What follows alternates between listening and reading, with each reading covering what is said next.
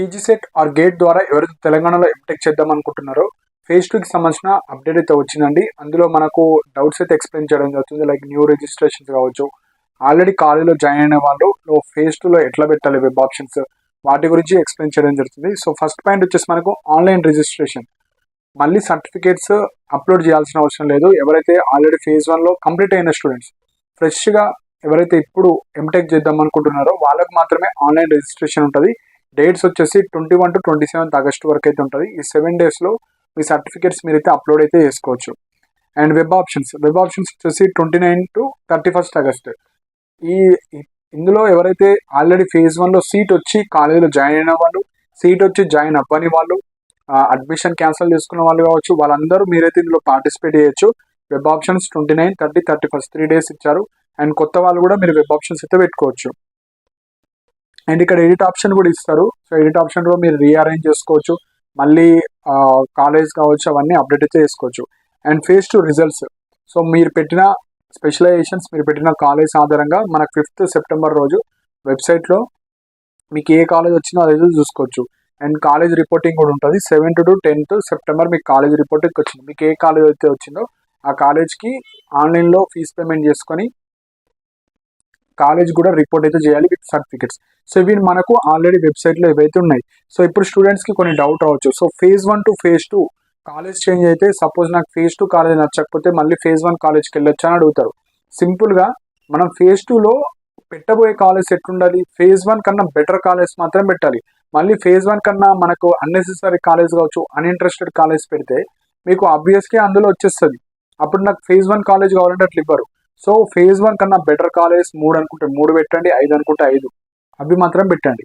మళ్ళీ అన్వాంటెడ్ పెట్టి అందులో సీట్ వస్తే ఇది కావాలంటే అట్లా ఉండదు.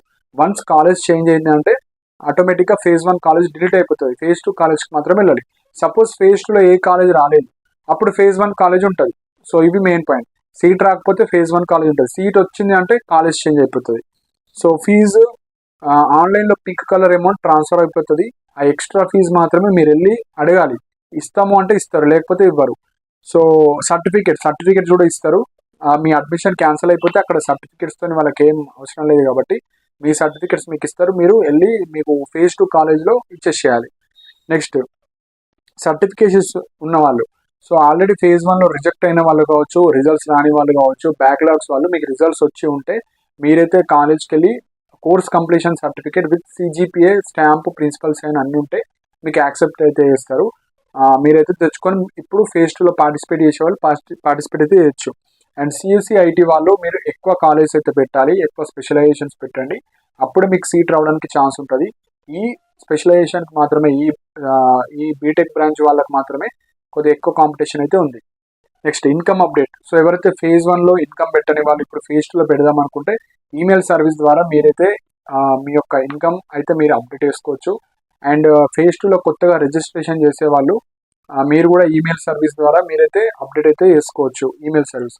అండ్ అతను పర్సనల్గా మాట్లాడాలంటే 100 రూపీస్ ఛార్జ్ చేయడం జరుగుతుంది. స్టిల్ స్పాట్ అడ్మిషన్స్ వరకు మీకున్న డౌట్స్ అయితే క్లారిఫై చేయడం జరుగుతుంది. అండ్ న్యూ స్టూడెంట్స్ ఎవరైతే ఈ రిజిస్ట్రేషన్ ప్రాసెస్ చేసి ఇవ్వండి అంటే 350 రూపీస్ అయితే ఛార్జ్ చేయడం జరుగుతుంది. కంప్లీట్ రిజిస్ట్రేషన్ ప్రాసెస్ ఉంటుంది. రిజిస్ట్రేషన్ ప్రాసెస్ చేసి ఇవ్వడానికి 350 రూపీస్.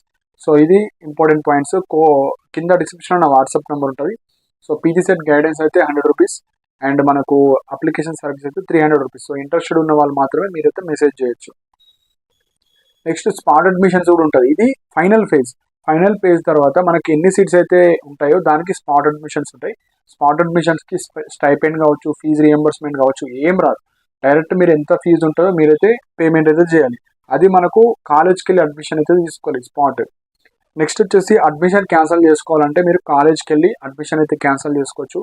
ఫేజ్ 1 లోపు చేసుకుంటే 100% రీఫండ్ వస్తుంది. ఫేజ్ 2 తర్వాత చేసుకుంటే 50% రీఫండ్ అయితే వస్తుంది. ఈ రీఫండ్ ప్రాసెస్ అనేది మనకు స్పాట్ అడ్మిషన్స్ తర్వాత వెబ్సైట్ అనేది పెడతారు, పీజీ సెట్ వెబ్సైట్లో. అది డౌన్లోడ్ చేసుకొని అవన్నీ ఫిల్ చేసి దానికి మీ 10th, ఈ allotment order, B Tech certificates, bank passbook అవన్నీ అటాచ్ చేసి మీరు పీజీ సెట్ ఆఫీస్కి వెళ్ళి ఇచ్చేసిన తర్వాత 1 or 2 monthsకి మీ అమౌంట్ మీకైతే వచ్చేస్తుంది. సో ఇవి మన ఇంపార్టెంట్ పాయింట్స్. సో ఫేజ్ 2లో బెటర్ కాలేజ్ కోసం ఎవరైతే ఎదురు చూస్తున్నారో మీరు ఇంట్రెస్టెడ్ ఉన్న కాలేజ్ మాత్రం పెట్టండి, వేరే ఏం పెట్టకండి. సీట్ రాని వాళ్ళు మీరు ఎక్కువ కాలేజ్ పెట్టుకోవడానికి ట్రై చేయండి. నియర్ టు ఫార్ కావచ్చు, టాప్ టు బాటమ్ కావచ్చు, అవి పెట్టుకోవడానికి అయితే ట్రై చేయండి. గైడెన్స్ కావాలనుకున్న వాళ్ళు మాత్రం మెసేజ్ చేయండి. అన్నెసెసరీ మెసేజెస్ కావచ్చు, డైరెక్ట్ కాల్ చేస్తే ఎలాంటి రెస్పాన్స్ ఉండదు. ఇంట్రెస్టెడ్ ఉన్న వాళ్ళు మాత్రం మెసేజ్ చేయండి. సో ఇవి ఇంపార్టెంట్ పాయింట్స్.